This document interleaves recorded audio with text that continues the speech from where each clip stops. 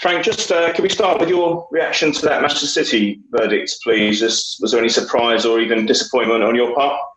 No, I didn't. I was pretty neutral on it, really. I don't know much about the case, any of the details. So, no, I've just listened to the result as everyone else did this morning. It would have made things easier for yourselves and the teams around you, Leicester and Man City, if City had been taken out of the equation. But is this a chance now for your young squad to potentially gain a lot more from having to fight that bit harder for that top four place rather than having it awarded in fifth? I generally don't see beyond the games in hand. You know, we've got a few games now. We know that we want to win them and then see if it gets us European Champions League football for next season. So I was never pinning my hopes on it being meaning an extra team got in or not. We worry about ourselves. If we can win enough games now, we can get into the Champions League qualification. You said after Sheffield United that you learned a lot about your players in that performance. How much of a cause for concern is it to you at this late stage of the season, given that you have so much still to play for in the remaining games? My only concern is the games ahead. So you always learn as a manager through maybe every day in training and games. That's what's very important for us now. We're at a critical stage of the season. It's Norwich tomorrow. And then in terms of the league, Liverpool and Wolves, we know what's in front of us. We know we have the capabilities in the squad and in the team because we've shown this season at different points, at lots of different points, the reason that's got us into third position. And now we need to try and finish the job. Thanks. Thank you. Okay, next up we'll go to Ian Abrahams, TalkSport.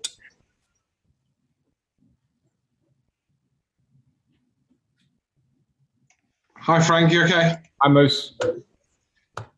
You were brutally honest on Saturday after the defeat. Did you feel like you needed to be that honest with your players and tell them exactly what you said to the media afterwards? I try to be honest. Whether the message is always exactly the same to players and media is not maybe always the case. And I think it's just part of the work in progress. But I was pretty honest. I think the game was honest. I think it spoke for itself. I think I would have been lying to the players and to the outside world if I'd have claimed that we deserved something out of the game.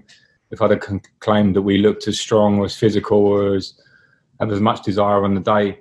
And those non-negotiables are not acceptable. I didn't hang on that with the players. I dwell on it. I thought the main feeling for me of it was the positive nature of how we come out of it. And I felt that very quickly after the game because of where we're at. A lot of people didn't expect us to be here. I'm not going to hang on one game against a very good team, which we didn't perform anywhere near how we should. I'll concentrate on can we perform for Norwich in the games ahead. My other question is sort of two parts. One, because Norwich are now relegated, do you see them as a wounded animal? And two, the home record, unlike earlier in the season, actually recently, before lockdown and since, has been good. You've beaten some big sides, Liverpool in the Cup and in the league, Spurs, and obviously the game I was at recently, Man City. Yeah, which is good. You know, I always get fear for the momentum. I was saying that before Sheffield United, and I think Sheffield United almost proved me right. Not that I liked it, but if you don't turn up or don't perform, it doesn't matter what momentum you feel you have.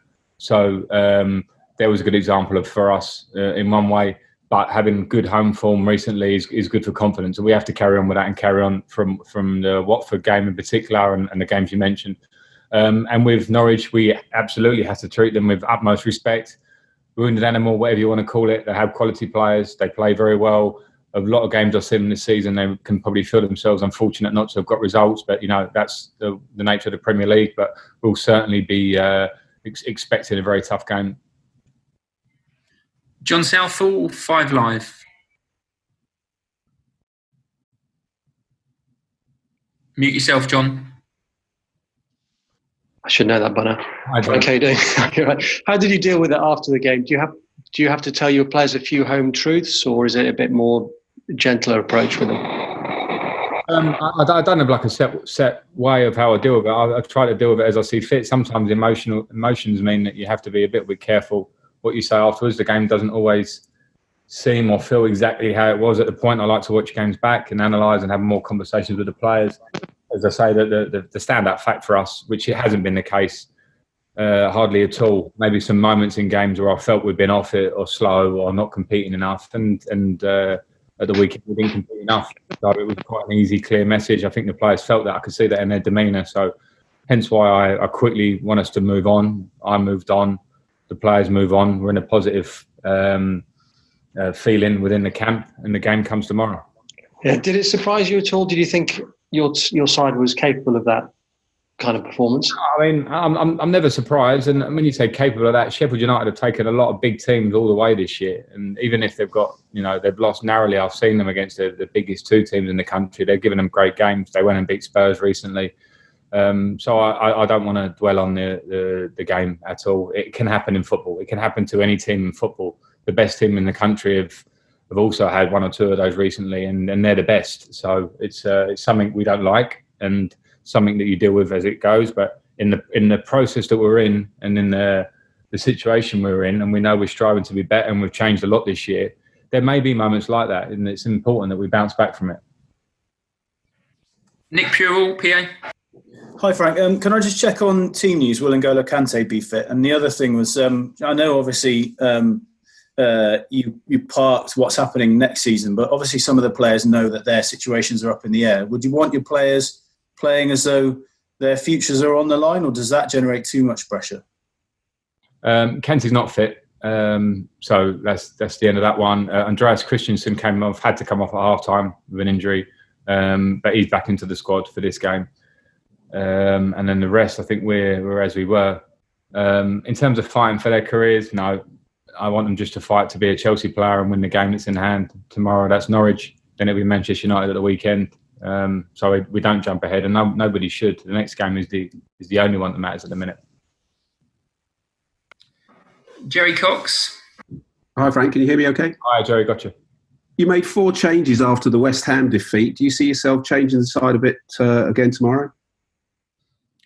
Possibly. I don't want to give my starting lineup away, but what I have got is a group where there are people competing to try and get into the team, and there has to be a level of where if we make mistakes, or if we're not reaching the levels we want, where the people that are working hard in training can come in and offer something better, or the same or better. And I also have to think about the freshness of the squad. So I'm considering that through restart. And as much as we would like a settled team at times this year, I would love to pick certain partnerships, certain units of the team, and keep going. But this, for reasons of where we're at, as I said, this season, that hasn't always been easy, and we're striving for that. And sometimes that's a bit of a process, and we're in that process. But we'll see for tomorrow.